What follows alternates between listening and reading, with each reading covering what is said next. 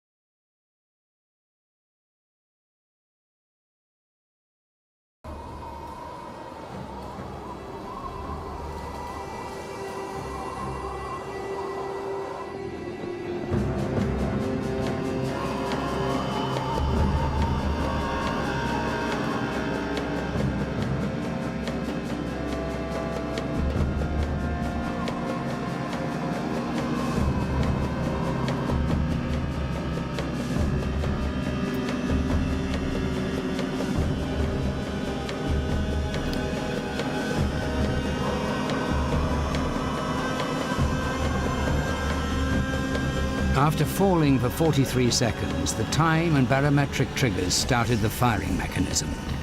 A uranium bullet fired down a barrel into a uranium target. Together, they started a nuclear chain reaction. Solid matter began to come apart, releasing untold quantities of energy.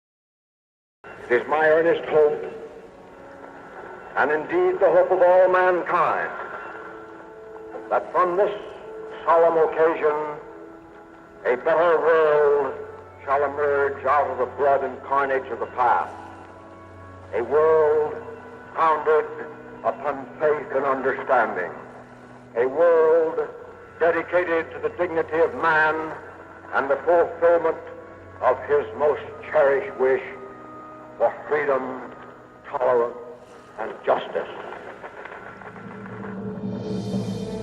The signing of the surrender signals the official end to a savage conflict.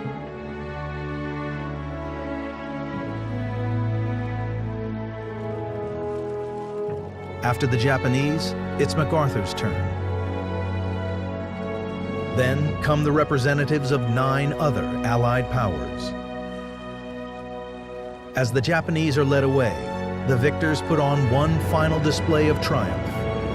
1,500 planes, Boeing Superfortresses, and Navy fighters roar across the sky.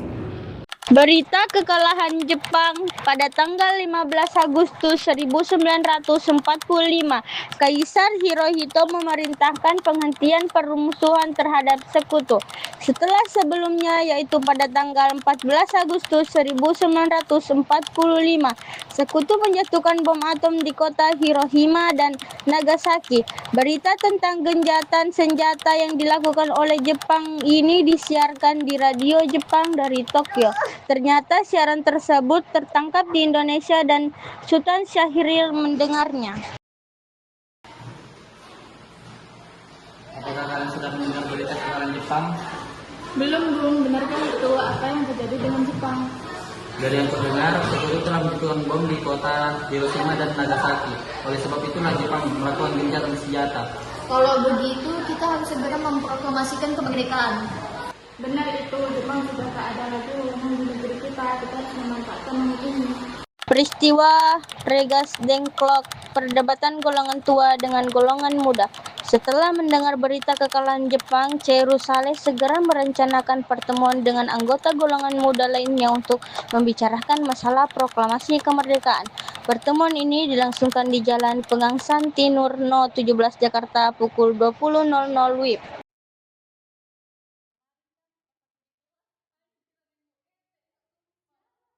Teman-teman, sudahkah kalian mendengar berita tentang kekalahan Jepang?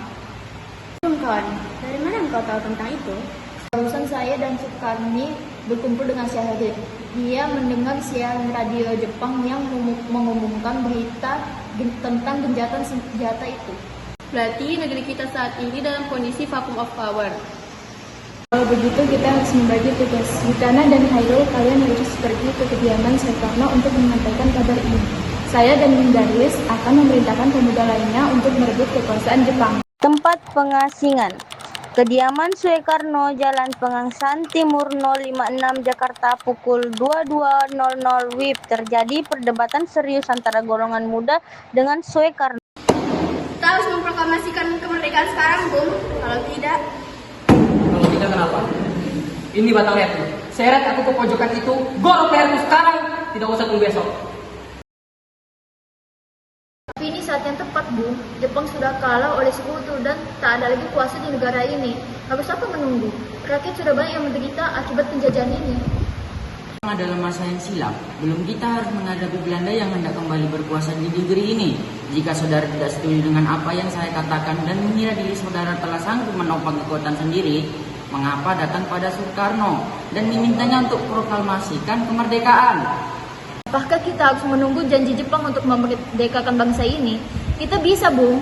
Kita harus bangkit memproklamasikan kemerdekaan sendiri. Mengapa harus menunggu janji manis itu? Jepang sendiri bahkan telah kalah dalam perang sucinya. Kekuatan yang segelintir ini akan mampu untuk melawan armada perang milik Jepang. Coba kau perlihatkan padaku, mana bukti kekuatan yang kalian perhitungkan itu? Bagaimana tindakan kalian untuk menyelamatkan wanita dan anak-anak jika ternyata terjadi pertumpahan darah? Bagaimana cara kita untuk mempertahankan kemerdekaan? Coba bayangkan, bagaimana kita tegak berdiri di atas kekuatan kita sendiri. Tapi, semakin cepat kita memproklamasikan kemerdekaan, akan semakin cepat pula kita mengakhiri penderitaan rakyat yang sudah ditanggung selama ini. Inilah yang kita tunggu-tunggu, Bung. Kemudian para anggota golongan tua yang berada di kediaman Soekarno langsung membicarakan permasalahan tersebut.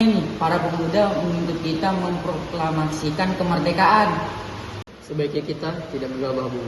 Kita butuh waktu untuk mempersiapkan semuanya, agar tidak terjadi sesuatu yang tidak diinginkan. Saya setuju. Menurut saya yang terpenting sekarang adalah menghadapi sekutu yang hendak berniat kembali berkuasa di negara ini.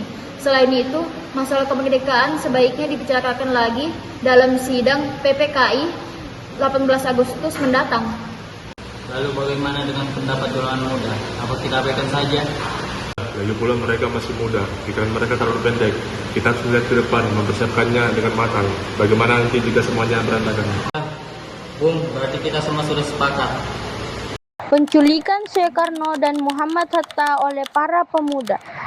Dengan berat hati mendengar keputusan tersebut, para pemuda pun meninggalkan kediaman Soekarno. Tetapi mereka tidak putus asa. Mereka pun menyusun strategi bagaimana membujuk Soekarno dan Muhammad Hatta untuk memproklamasikan kemerdekaan sesegera mungkin. Akhirnya, mereka memutuskan untuk mengasingkan kedua tokoh itu ke Rengas Dengklok agar terhindar dari desakan pemuda dan pengaruh Jepang di Jakarta. Assalamualaikum. Ada apa kalian datang sepagi ini? Kami ingin membawa Anda dan Soekarno menuju tempat pengasingan. Hah, tempat pengasingan? Apa yang saudara maksudkan? Ya, kami akan membawa kalian untuk diasingkan agar terhindar dari ancaman kontrol rakyat dan Jepang. Baiklah, kami akan ikut. Sebaiknya Fatmawati dan anak Anda ikut turut serta untuk menjamin keselamatan mereka. Baiklah, saya akan membawanya. Penculikan Soekarno dan Muhammad Hatta oleh para pemuda.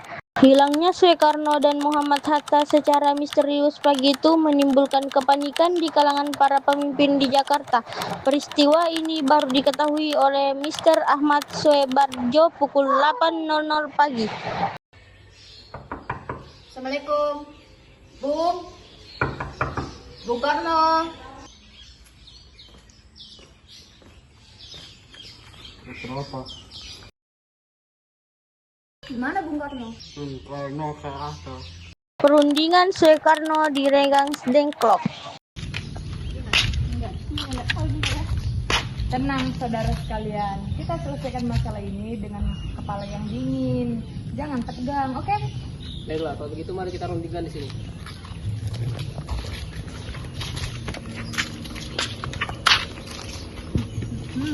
Saya mengerti perhitungan Anda berdua mengenai masalah proklamasi ini, tapi kita belum mempertimbangkan dengan matang.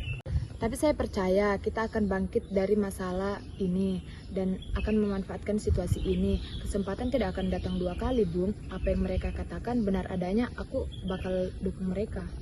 Tentu mungkin, Bung, asal kita tahu jalan keluarnya. Lagi pula, pemuda di Jakarta juga lagi menyusun strategi pertahanan untuk mencegah serangan dari Jepang ataupun sekutu yang tidak berhasil mengambil proklamasi bangsa kita. Baiklah, saya setuju. Kita akan memproklamasikan kemerdekaan Indonesia tanpa ada campur tangan dari Jepang. Pada pukul 17.30 WIB, rombongan dari Jakarta tiba di Rengas Dengklok untuk menjemput Soekarno dan Muhammad Hatta.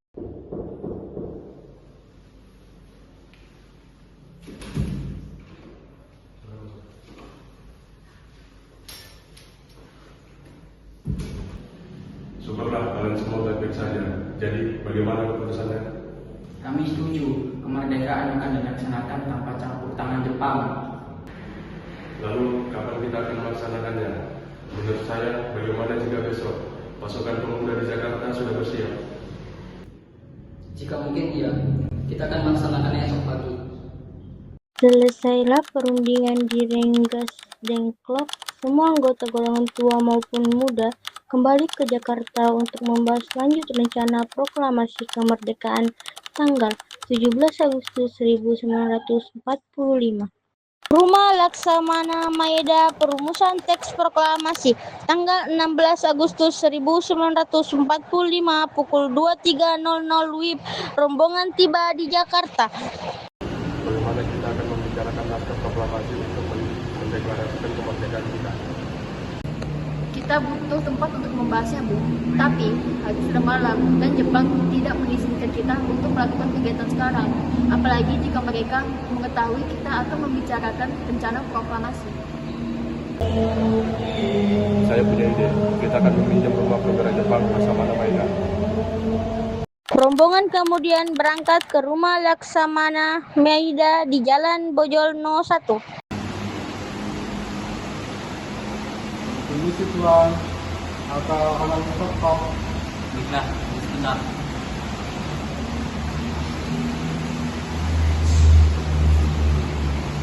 Cheyuru Saleh dan Soebardjo tiba di rumah Laksamana Maeda.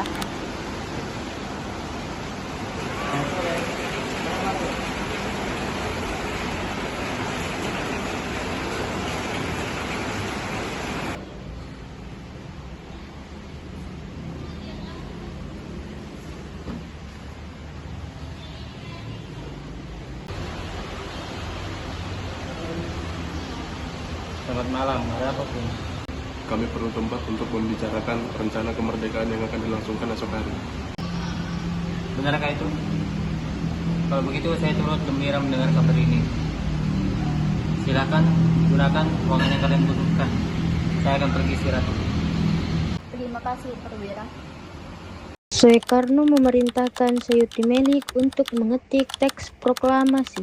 Sayuti Melik pun mengetik teks tersebut. Semua persiapan proklamasi rampung pada pukul 4:30 WIB. Kemudian, para pemuda mengirimkan kurir untuk menyampaikan bahwa saat proklamasi telah tiba. Mereka juga mengatur pelaksanaan penyiaran berita proklamasi kemerdekaan, menyebarkan beberapa pamflet ke penjuru Jakarta dan sekitarnya. Pengeras suara diusahakan adanya. Semua dilakukan agar rakyat dapat turut menyaksikan momen paling berharga untuk bangsa Indonesia.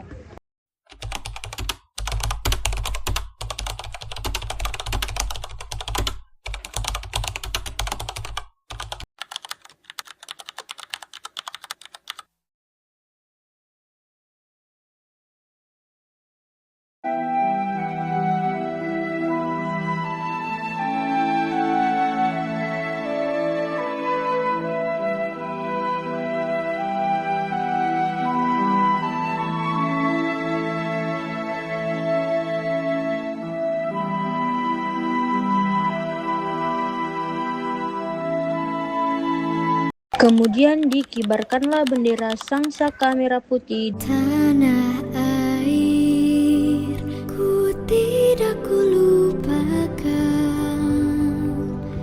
kan terkenang selama hidupku.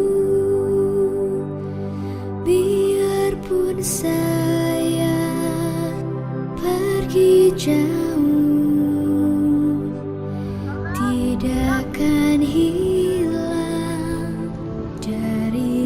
Peristiwa proklamasi ini memang hanya berlangsung sebentar, namun peristiwa itu telah mengubah segala sendi kehidupan bangsa Indonesia.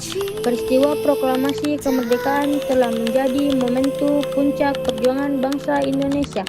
Oleh karena itu, kita sebagai generasi penerus bangsa harus berprestasi dalam rangka mengisi kemerdekaan tersebut, bukan malah menodainya.